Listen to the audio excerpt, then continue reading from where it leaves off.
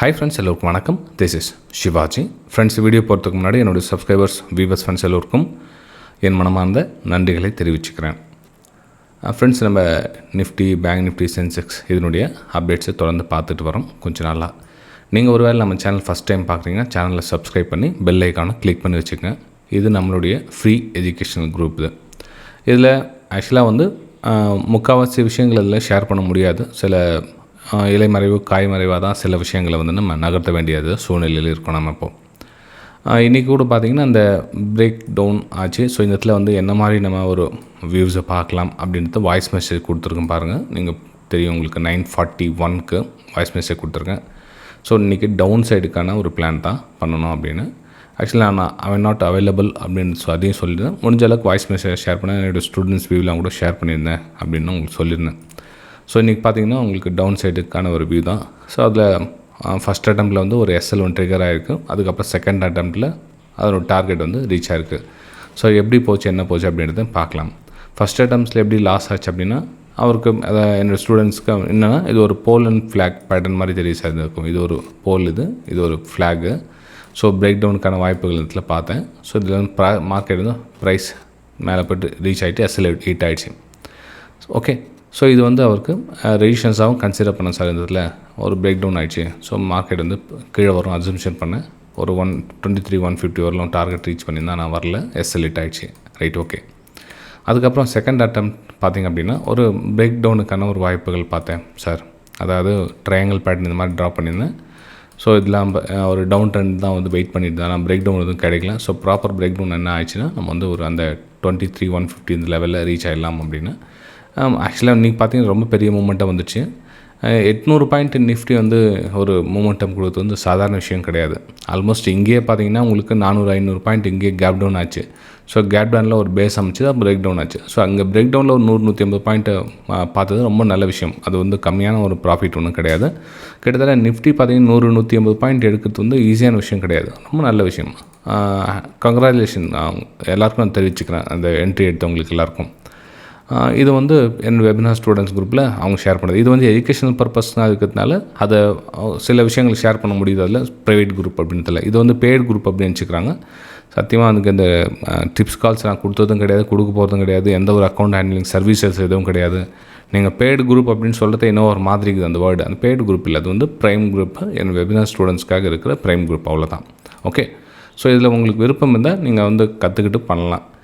என்னுடைய suggestion, personal suggestion என்ன அப்படின்னா, சார் இந்த இன்ட்ரடே ட்ரேடிங் பண்ண முடியுமா சார் அப்படின்னா, இல்லை, இன்ட்ரடேவை கொஞ்சம் முடிஞ்ச அளவுக்கு ப்ராக்டிஸ்க்காக யூஸ் பண்ணிங்க. கற்றுக்கிட்டதுக்கப்புறம் பெரிய டைம் ஃப்ரேம் ஷீட் பண்ணிங்க. எவ்வளோக்கு எவ்வளோ நீங்கள் சின்ன டைம் ஃப்ரேமில் இருக்கிறீங்களோ அவ்வளோக்கு எவ்வளோ உங்கள் மன உளைச்சல் ரொம்ப அதிகமாகும். இப்போ ஃபார் எக்ஸாம்பிள் நீங்கள் ஒரு 1 மந்தில் ட்ராவல் பண்ணுறீங்க. 1 மந்த் சார்ட்டில் நீங்கள் ட்ராவல் பண்ணுறதுக்கும் இல்லை வீக்லி ட்ராவல் பண்ணுறதுக்கும் நிறைய வித்தியாசங்கள் இருக்குது. இப்போ மந்த்லி சார்ட்டில் நீங்கள் பார்க்குற விதமும் வீக்லி சார்ட்டில் பார்க்குற விதமும் அதே மாதிரி டெய்லி சார்ட்டில் நீங்கள் பார்க்குற விதம் பார்த்திங்கன்னா ரொம்ப ரொம்ப டிஃப்ரெண்ட்டாக இருக்கும். நீங்கள் எப்படின்னா அந்த கேனலுடைய ஃபார்மேஷன் பார்த்திங்கன்னா அவ்வளோ சூப்பராக இருக்கும். பெருசில் சின்னத்தில் பார்த்திங்கன்னா அப்படின்னா உங்களுக்கு எதுவுமே தெரியாது, பிளாங்காக மைண்டு கண்ணை கட்டி காட்டில் விட்ட மாதிரி இருக்கும். அதாவது 1 மினிட் 2 மினிட் 3 மினிட்ல நீங்கள் பண்ணீங்களா இன்ட்ரடேக்காக. ஸோ அதில் பார்த்திங்கன்னா உங்களுக்கு கண்ணில் கட்டி காட்டில் விட்ட மாதிரி இருக்கும். ஸோ முடிஞ்ச அளவுக்கு இன்ட்ரடே ட்ரேடிங் தவிர்த்துடுங்க. இன்ட்ரடேக்கு ப்ராக்டிஸ்க்காக இப்போ என்னோட வெபினார் குரூப் கூட எதுக்கான அவங்க கற்றுக்கிட்டதுக்கப்புறம் அது பெரிய டைம் ஃப்ரேம் யூஸ் பண்ணி ஷிஃப்ட் பண்ணிவிட்டு அவங்க ஒரு டெய்லி வீக்லி மந்த்லியில் ஷிஃப்ட் பண்ணுறதுக்காக அவங்க ப்ராக்டிஸ் கொடுத்துட்ருக்காங்க. ரைட்டுங்களா? சரி, ஓகே சார். இது எப்படி சார் நீங்கள் இந்த பேட்டர்ன் உங்கள் ஸ்டூடெண்ட்ஸை நீங்கள் ஐடென்டிஃபை பண்ண சொல்லியிருந்தீங்க, அவங்க எப்படி கற்றுக்கிட்டாங்க அப்படின்றது கேள்வியில் இருக்கும். ஃபஸ்ட்டு நம்ம இந்த ரேஞ்சுக்கு வெளியே பார்த்திங்கன்னா ஒரு டவுன் சைடுக்கான பிளான் பண்ணுங்கள் அப்படின்னு மென்ஷன் பண்ணியிருந்தேன் நேற்றுடைய அப்டேட்டில். ஞாபகம் இருக்குங்களா? அதே மாதிரி இந்த ப்ரைஸ் மேலே போகுதுங்களா, இந்த ப்ரைஸ் மேலே போகிறது ஒரு ஃபாலோயிங்கில் ஒரு கரெக்ஷன். அதாவது மார்க்கெட் டவுனில் இருக்குது, டவுனில் ஒரு கரெக்ஷனுக்காக மார்க்கெட் மேலே போகுது அப்படின்னு அதுவும் உங்களுக்கு தெரிவிச்சிருந்தேன்.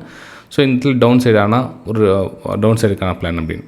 ஆனால் மார்க்கெட் பார்த்திங்கன்னா டக்குன்னு ஒரு கேப் டவுன் ஆகிடுச்சு. ஸோ கேப் டவுன் பார்த்திங்கன்னா அந்த எக்ஸாக்ட்லி அந்த 23,300 ரேஞ்சுக்கிட்ட தான் மார்க்கெட் ஒரு கேப் டவுன் ஆச்சு. ஸோ அந்த கேப் டவுனை நம்ம அந்த கேப் டவுன் கிட்ட என்ன மாதிரி ரியாக்ட் பண்ணுது அப்படின்னு பார்க்கணும். ஸோ கேப் டவுன் கிட்ட ப்ரைஸு ஒரு பேஸ் அமைக்குது. அப்போ நம்ம என்ன பண்ணோம், இதுக்கு மேலே நம்ம பையிங்கான வாய்ப்புகள் கிடையாது. ஏன்னா மார்க்கெட் ஒரு ஃபாலிங்கில் போயிட்டுருக்கு. ஸோ இதில் சப்போஸ் மேலே மார்க்கெட் போயிருந்தாலும் ஒரு பையிங்கான ப்ரெடிக்ஷன் எனக்கு கிடையாது.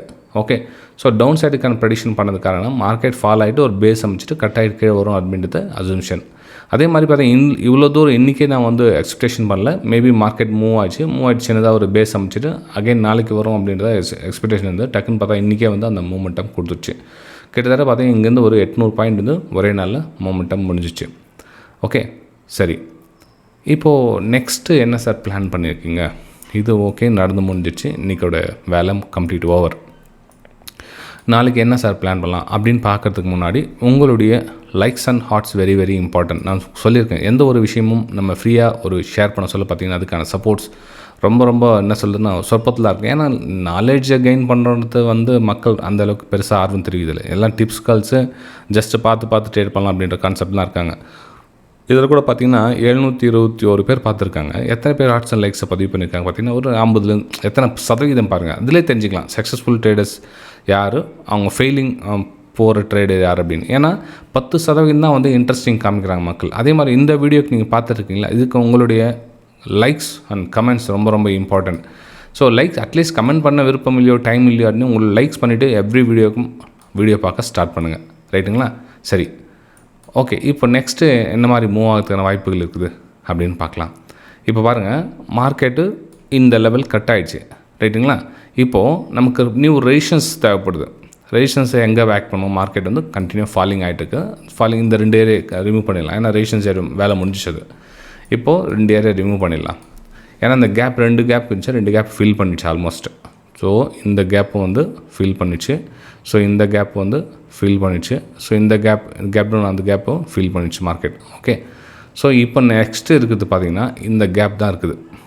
ஓகே, இந்த கேப் என்றைக்கு ஃபில் பண்ணுது இது லெட்ஸி கொஞ்சம் வெயிட் பண்ணி பார்ப்போம். இது உடனடியாக ஃபில் பண்ணுதா இல்லையா அப்படின்னு.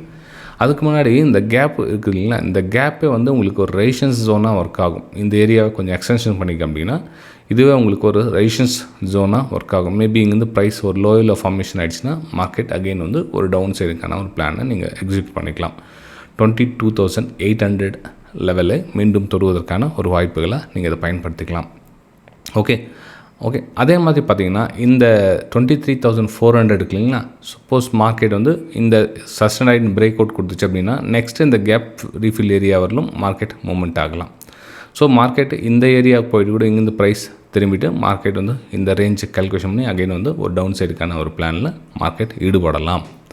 ஓகே, ஆனால் அசம்ஷன் எல்லா சைடும் நம்ம ரெடியாக இருக்கணும். மார்க்கெட் நம்ம ஒரே டைரெக்ஷனில் வந்து டவுன் சைடு அப்படின்னு நம்ம இங்கேயே கிடக்கணும் விழுந்து ரொம்ப எக்ஸ்பெக்டேஷன் பண்ண முடியாது. மார்க்கெட் என்ன ஆகுனா ஒரு சின்ன இந்த மாதிரி புல் பேக் கொடுத்துட்டு தான் மார்க்கெட் வரும். ஸோ இந்த மாதிரி பார்த்திங்கன்னா இதெல்லாம் ஒரு புல் பேக், இதெல்லாம் சின்ன புல் பேக். ஸோ இந்த புல் பேக் கொடுத்துட்டு தான் மார்க்கெட்டு ஒரு சரிவு ஒரு உருவாக்குமே தவிர கண்டினியூ அப்படி வராது. ஏன்னா மார்க்கெட் ஒரு சின்ன டவுன் ஒரு கட் ஆச்சா ஒரு சின்ன புல் பேக், ஸோ இந்த லெவல் கட் ஆச்சா ஒரு சின்ன புல் பேக், அந்த மாதிரி தான் மார்க்கெட்டை அசம்ஷன் பண்ணி இந்த மாதிரி ஒரு டவுன் சைடுக்கான ஒரு பிளானில் மார்க்கெட் ஈடுபடும் அப்படின்றது என்னுடைய தனிப்பட்ட கருத்து. அப்போது நம்ம ஒரு பிளான், அதாவது ஒரு பாசிட்டிவ் சைடுக்கான இந்த அறிகுறியும் இல்லையா சார் அப்படின்னா இங்கே பாருங்கள், லாஸ்ட்டாக எங்கே சரிஞ்சிருக்காங்க 23,800 லெவலில் இப்போதைக்கு ப்ரெசென்ட் ஒரு ஸ்ட்ராங்கான ஒரு ரெசிஸ்டன்ஸ் ஏரியா அங்கேருந்து ப்ரைஸ் ஃபால் ஆகிருக்கு. எப்போ இந்த லெவல் தாண்டி உங்களுக்கு க்ளோஸ் கொடுக்குறாங்களோ அப்போ தான் நம்ம திரும்ப பையிங்கான ஒரு வாய்ப்புகளை ஏற்பாடு பண்ண முடியுமே தவிர ப்ரெசென்ட் எதுவும் கிடையாது. ஏன்னா இந்த ஹையும் உடைக்கல, இந்த ஹையும் உடைக்கல, அவங்க இந்த ஃப்ரெஷ்ஷாக நியூ ஹை ஒன்று க்ரியேட் பண்ணியிருக்காங்க. So market new resistance connect பண்ணிங்கன்னா உங்களுக்கு வந்துகிட்டே இருக்குது ப்ரைஸ். அதே மாதிரி கீழே வந்து சப்போர்ட் ரேஞ்செலாம் வந்துகிட்டே இருக்குது. ஸோ ப்ரைஸ் ரேஞ்சில் உங்களுக்கு லோயில் ஃபார்மேஷன் பண்ணி மார்க்கெட் கீழே வந்துட்டுருக்கு. ஸோ இந்த இடத்துல நம்ம உடனே டக்குன்னு நம்ம பையிங்கான வாய்ப்புகள் எதுவும் எதிர்பார்க்க முடியாது. என்னுடைய எசம்ஷன் என்னென்னா ப்ரைஸ் நாளைக்கு இந்த ரேஞ்சில் போகிறதுக்கான வாய்ப்புகள் இருக்குது. அப்புறம் நீங்கள் பிரேக் டவுனுக்கான ஒரு வாய்ப்புகளை யூஸ் பண்ணால் பெட்டராக இருக்கும். அகைன் ஒரு கேப் டவுன் என்ன ஓப்பன் ஆகிடுச்சுன்னா ஒன்றும் போக முடியாது. நம்ம பிளான் எல்லாம் கம்ப்ளீட்டாக சொதப்பிடும். அப்படின்னா ஒன்றா நமக்கு ஜஸ்ட் நம்ம இந்த லெவலில் ஒரு பிரேக் டவுனுக்கான வாய்ப்புகளை பயன்படுத்தி யூஸ் பண்ணிகிட்ருக்கோம். டக்குன்னு ஒரு பெரிய கேப் டவுன் ஓப்பன் ஆகுதுன்னா இக்னோர் பண்ணிடுங்க, பரவாயில்ல, பேக் டு ஓடி போய்ட்டு பின்னாடி போய் ட்ரேட் எடுக்கணும் அப்படின்னு நீங்கள் முயற்சி பண்ணாதீங்க. ஓகே, அதுக்கு தான் சொல்லுது இன்ட்ரடே ட்ரேடிங்கை அவாய்ட் பண்ணுறது பெட்டர். இன்ட்ரடேயில் ரொம்ப அந்த 1 மினிட்டு குறிப்பாக 3 மினிட்ஸ் 5 மினிட்ஸில் பார்த்திங்க அப்படின்னா எமோஷனல்ஸ் ரொம்ப அதிகமாக இருக்கும். இந்த 5 மினிட்ஸும் 3 மினிட்ஸ் கம்பேர் பண்ண இந்த 1 மினிட் ரொம்ப எமோஷனாக இருக்கும். அதிகம் ஓவர் ட்ரேடிங் நடக்கிறது இந்த 1 மினிட்டில் தான். ரெண்டாவது இந்த 3 மினிட்ஸில் ஓவர் ட்ரேடிங், மூணாவதுல இந்த 5 மினிட்ஸில். ஸோ இந்த இதில் எதில் அதிகமான ஓவர் ட்ரேடிங்னா இந்த 1 மினிட்லேயும் 3 மினிட்ஸ்லையும் அதிகமான ஓவர் ட்ரேடிங் நடக்கும். ஸோ 5 மினிட்ஸில் கொஞ்சம் கம்மியாகும். அதே மாதிரி 1 ஹவர் டைம் ஃப்ரேம் சூஸ் பண்ணிங்கன்னா இன்னும் ரொம்ப கம்மியாகிடும். 4 ஹவர்ஸில் இன்னும் ரொம்ப கம்மியாகிடும். அப்போது உங்களுக்கு சைக்காலஜி லெவல் பில்ட் பண்ணுறதுக்கு டைம் கிடைக்கும் உங்களுக்கு. ரைட்டுங்களா? அதுதான் உங்களுக்கு அந்த ஸ்விங் ட்ரேடிங் இன்வெஸ்ட்மெண்ட்டில் ஃபோக்கஸ் பண்ணுங்கள் அப்படின்னு சொல்கிறது. நெக்ஸ்ட் நம்ம பேங்க் நிஃப்டி பார்க்கலாம் ஃப்ரெண்ட்ஸ். ஓகே, பேங்க் நிஃப்டி கூட பார்த்தீங்கன்னா உங்களுக்கு gap down, so pull back, again falling.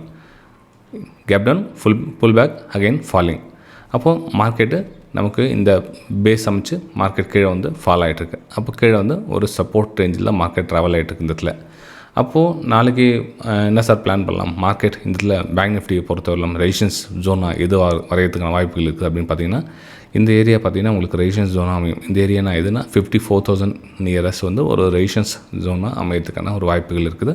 Next பார்த்தீங்கன்னா 55,000 அது வந்து நெக்ஸ்ட் அப்படியே அந்த எங்கே ட்ராப் பண்ணியிருக்கோ அது அப்படியே உங்களுக்கு ரெசிஸ்டன்ஸ் ஜோனாக உங்களுக்கு ப்ரைஸ் லோவில் ஃபார்மேஷன் பண்ணி மார்க்கெட் கீழே வருவதற்கான ஒரு வாய்ப்புகளை அது நீங்கள் பயன்படுத்திக்கலாம் பேங்க் நிஃப்டியில். ஓகே, தேர்ட் ரெசிஸ்டன்ஸ் அப்படின்னு பார்த்தீங்கன்னா அந்த 55,800 லெவலில் third resistance. So back to back உங்களுக்கு நிறைய ரெசிஸ்டன்ஸ் வந்து ஃபார்ம் ஆகிடுச்சு. இப்போது ப்ரைஸு லோயில் ஃபார்மேஷன் பண்ணி மார்க்கெட் டவுன் சைடுக்கான பிளானில் ஏற்பாடு பண்ணிகிட்ருக்கு.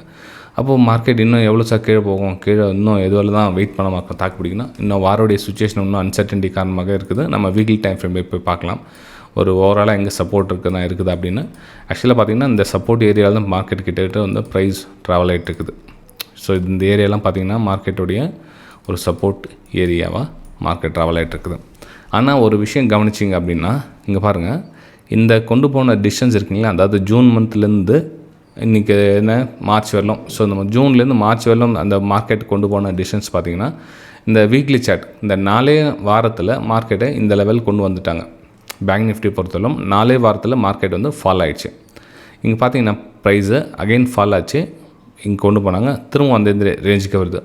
அப்போது இந்த சப்போர்ட் ஒரு வேளை மார்க்கெட் பிரேக் டவுன் பண்ணிட்டாங்க அப்படின்னா நெக்ஸ்ட்டு சப்போர்ட் உங்களுக்கு எப்போ அப்படின்னா இங்கே 50,000 ரவுண்ட் நம்பருக்கு அந்த இடத்துல வந்து மார்க்கெட் வரும். அதாவது நான் பெரிய டைம் எது வரலாம் போகும்னு சொல்லிங்க அதனால். அப்போ மார்க்கெட்டே இன்னும் கிட்டத்தட்ட 3,000 பாயிண்ட் இன்னும் பேலன்ஸ் இருக்குது. அந்த லெவல் வரலும் வருவதற்கான சான்ஸ் இருக்குது. ஃபைனலாக சப்போர்ட் எடுத்த இடம் இங்கே தான் சப்போர்ட் எடுத்திருக்காங்க. மேபி அந்த லெவல் வரலும் டச் ஆகிறதுக்கான சான்ஸ் இருக்குது. ஆனால் ப்ரெசென்ட் இதுவும் வந்து ஒரு மைல்டாக ஒரு சப்போர்ட் ஏரியா தான். இந்த 52,500 53,000 ரேஞ்சாக கூட உங்களுக்கு ஒரு சப்போர்ட் லெவல் இருக்குது. ஆனால் இந்த லெவல் பார்த்திங்கன்னா உங்களுக்கு ஒரு என்ன சொல்லுதுன்னா ஒரு ஸ்ட்ராங்கான ஒரு சப்போர்ட் அப்படின்ற மாதிரி தெரியல. ஏன்னா பிரேக்கிங் கண்டிஷனில் தான் இருக்குது. இது மேபி ஒரு head and shoulder pattern form ஆகிட்டு கூட மார்க்கெட் இந்த மாதிரி கூட வரலாம். அதான் அந்த எதுனா நடக்கலாம் மார்க்கெட்டில்.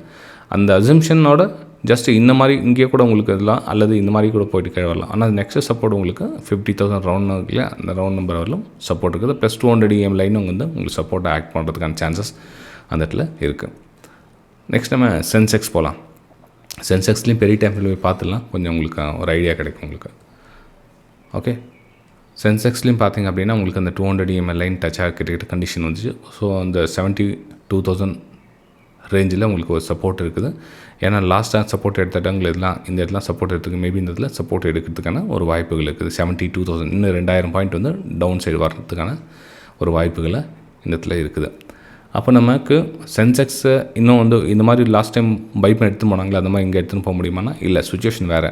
ஏன்னா இங்கே ஃபால் ஆனதுக்கும் இங்கே ஃபால் ஆனதுக்கும் வேறு. இது வந்து வாருடைய பேனிக்கில் வந்து வந்துட்டுருக்கு மார்க்கெட். இந்த இடத்துல வேறு சுச்சுவேஷன் இருந்தது. ஸோ இந்த சுச்சுவேஷன் இந்த இடத்துல வேறு இருக்கிறதுனால மார்க்கெட் இந்த இடத்துல புஷ் பண்ணுறதுக்கான வாய்ப்புகள் கொஞ்சம் கம்மி தான். அப்போ என்ன ஆகுனா இந்த சப்போர்ட்டை பிரேக் டவுன் பண்ணி அதுக்கப்புறம் மேபி இந்த 70,000 ரேஞ்சில்னா ஒரு சப்போர்ட் எடுக்கிறதுக்கான ஒரு வாய்ப்புகள் இருக்குது. ரைட்டுங்களா? சரி ஃப்ரெண்ட்ஸ், இது வந்து சென்செக்ஸ்லேயே பார்க்கலாம். இன்டர்டே ட்ரேடிங்க்கு பொறுத்தவரையிலும் மார்க்கெட்டுடைய கண்டிஷனும் பார்த்துக்கலாம் இருங்க. ஒரு 10 மினிட்ஸ் டைம் ஃப்ரேம் ஷிஃப்ட் பண்ணிக்கிறேன். 10 மினிட்ஸில் ஷிஃப்ட் பண்ணதுக்கு இந்த இடத்துல என்ன சுச்சுவேஷன் இருக்குது அப்படின்னா, ஸோ நமக்கு இந்த பிரேக் டவுன் மூவ் ஆகிட்டு இந்த இதில் ஃபைனலாக சப்போர்ட் ஏரியா கிட்ட மார்க்கெட் ட்ராவல் ஆகிட்டு இருக்குது.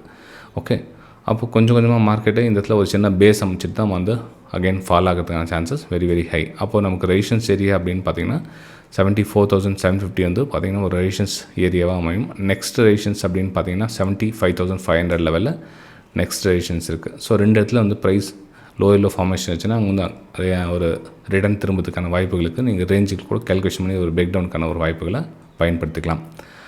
அப்போது இதில் நீங்கள் மைல்டாக ரிகவரில் நீங்கள் பையிங்கான வாய்ப்புகள் பார்த்து அவ்வளோ சேஃப் இருக்காது அப்படின்றது என்னுடைய பர்சனல் ஒப்பீனியன். ஏன்னா மார்க்கெட் ஆப்போசிட் மூவ் வந்து பை அடிக்கிறது வந்து அவ்வளோ சேஃப் கிடையாது. அப்போ நீங்கள் கேட்கலாம், சார் இதில் வந்து பையிங்கான வாய்ப்புகள் பார்த்தீங்களே, இதில் ஏன் சார் பர்ஃபெக்டாக எல்லாமே மூமெண்ட்டை கரெக்டாக கேட்ச் பண்ணிங்க அப்படின்னு. இங்கே பாருங்கள், ஒரு பெரிய ஃபாலுக்கு அப்புறமா வந்து இந்த அசம்ஷன் பண்ணுறது வேறு. இப்போ தான் வந்து மார்க்கெட் ஒரு புல் பேக் வச்சு ஃபால் ஆச்சு.